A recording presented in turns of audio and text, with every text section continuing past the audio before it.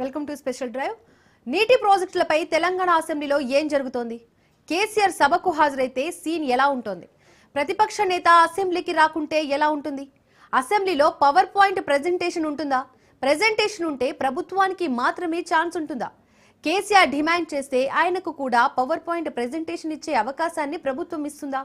ప్రభుత్వం ప్రతిపక్షం బయట ప్రెస్ మీట్లు బహిరంగ సభల్లో తిట్టుకుంటున్నట్లు సభలోనూ అలాగే పురాణాలతో సభాకాలం గడిచిపోతోందా? ఏదైనా నిర్ణయానికి వస్తారా? కృష్ణా గోదావరి నదీ జలాల వాటాపై తెలంగాణ హక్కులపై ప్రభుత్వం అధికారిక ప్రకటన చేసి కేంద్రానికి నిర్ణయం వదిలేస్తోందా? 10 ఏళ్లు పంచాయతీలను పట్టించుకోలేని విమర్శలు ఎదుర్కొంటున్న కేంద్రంలోని బీజేపీ బంతి తన కోర్టులోకి వచ్చాక రాజకీయాలను మార్చేయగలుగుతుందా? సభ సమరానికి ముందు నుంచే నీటి పంచాయతీని తెలంగాణ భవన్ నుండి తట్టిలేపిన కేసీఆర్ ప్రభుత్వానికి సవాల్ విసిరారు. బహిరంగ సభలో మాట్లాడిన సీఎం రేవంత్ బీఆర్ఎస్ అధినేత కేసీఆర్ అండ్ ఫ్యామిలీపై తనదైన స్టైల్లో విరుచుకుపడ్డారు. అసెంబ్లీలో సీన్ ఎలా ఉంటుందో ఇరు వర్గాలు చెప్పకనే చెప్పాయి.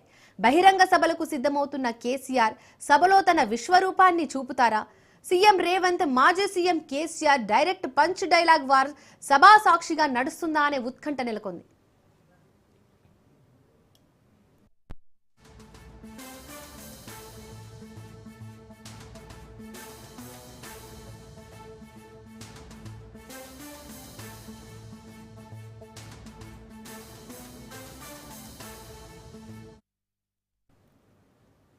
రైట్, ఇదే అంశానికి సంబంధించి మరింత విశ్లేషణ మా ఇన్పుట్ ఎడిటర్ శ్రీకాంత్ అందిస్తారు. Deepika, good evening. సో తెలంగాణలో ఒక భారీ రాజకీయ ముఖ చిత్రం భారీ స్థాయిలో మారబోతోందని చెప్పాలి. ఎందుకంటే మొన్న ఆదివారం కేసీఆర్ బయటకు వచ్చి తెలంగాణకు చాలా అన్యాయం జరుగుతోంది, తెలంగాణకు హక్కుగా రావాల్సినటువంటి కృష్ణా బేసిన్లో కానీ గోదావరి బేసిన్లో కానీ, మోరోవర్ కృష్ణా బేసిన్ 69% తెలంగాణలో పారుతుంటే 70% పైగా గోదావరి బేసిన్ తెలంగాణలో పారుతున్నా అయినా తెలంగాణకు అన్యాయం జరుగుతోంది. ఎందుకంటే ఉమ్మడి ఆంధ్రప్రదేశ్ ఉన్నప్పుడు ప్రాజెక్టులు తెలంగాణకు కట్టకుండా ఆంధ్రప్రదేశ్లోనే ప్రాజెక్టులు నిర్మించుకున్నారు. ఇప్పుడు తెలంగాణకు కేవలం వస్తుంది కృష్ణా బేసిన్లో 299 వాటా మాత్రమే, టీఎంసీల వాటా. గోదావరి నది పైన ఉన్న ఏకైక కట్టడం కాళేశ్వరం ప్రాజెక్టు. సో ఆ కాళేశ్వరం ప్రాజెక్ట్ సంబంధించి కూడా సో అది ఒక ఎపిసోడ్గా మనం దాని గురించి చాలా సందర్భాల్లో మాట్లాడుకున్నాం. సో దాని నుంచి డ్యామ్లు కానీ, చెక్ డ్యాములు కానీ నిర్మాణం కానీ, బ్యారేజీల నిర్మాణం కానీ ఇవన్నీ కూడా జరుగుతూ తెలంగాణలో గోదావరి నది పైన కాళేశ్వరం ప్రాజెక్ట్ కట్టిన తర్వాత కొంతవరకు సాగు జరిగింది అని బీఆర్ఎస్ పార్టీ ఆరోపించింది. సో లేదు, మొత్తం నష్టమే, కాళేశ్వరం కరెంటు బిల్లులు కూడా కట్టుకోలేనటువంటి పరిస్థితి. ఇది ఒక భారీ నష్టం. ఇది అసలు లిఫ్ట్ ఇరిగేషన్ అనేది కరెక్ట్ కాదు. గ్రావిటీ ద్వారా రావాల్సినటువంటి నీళ్లను లిఫ్ట్ చేస్తున్నారు. తొమ్మిడిహెట్ట దగ్గర కట్టాల్సినటువంటి కట్టడాన్ని మేడిగడ్డ దగ్గర షిఫ్ట్ చేయడం జరిగింది. సో అక్కడ బ్యారేజ్ కట్టడంతో తెలంగాణకు భారీగా నష్టం జరిగింది, ఆర్థికంగా విధ్వంసం జరిగింది. తో పాటు లిఫ్ట్ చేసే విధానంలో ఖర్చులు తడిసి మోపడయ్యాయి. 1,00,000 కోట్ల ప్రజాధనం వృధా అయిందని గతంలో కాంగ్రెస్ పార్టీ ఆరోపించింది. సో ఇప్పుడు కూడా ఆ ఆరోపణలు అట్లాగే ఉన్నాయి. మేడిగడ్డలో కుంగిపోయినటువంటి పిల్లలకు సంబంధించి ఇంకా క్వశ్చన్ మార్క్ నడుస్తుంది. దానికి 40,000 ఖర్చు అవుతుందన్నారు ఉత్తమ్ కుమార్ రెడ్డి.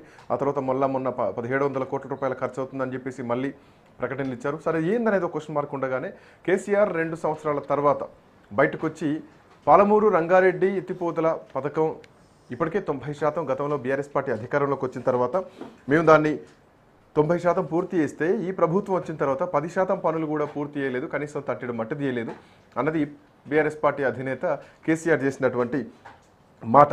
సో దాంతోపాటు అటు పోలవరం ద్వారా కృష్ణా బేసిన్కు మళ్లించేటువంటి గోదావరి నీళ్లలో 45 టీఎంసీలు బ్రిజెస్ ట్రిబ్యునల్ 2013లో 3 రాష్ట్రాల మధ్య నీటిని పంపిణీ చేసింది.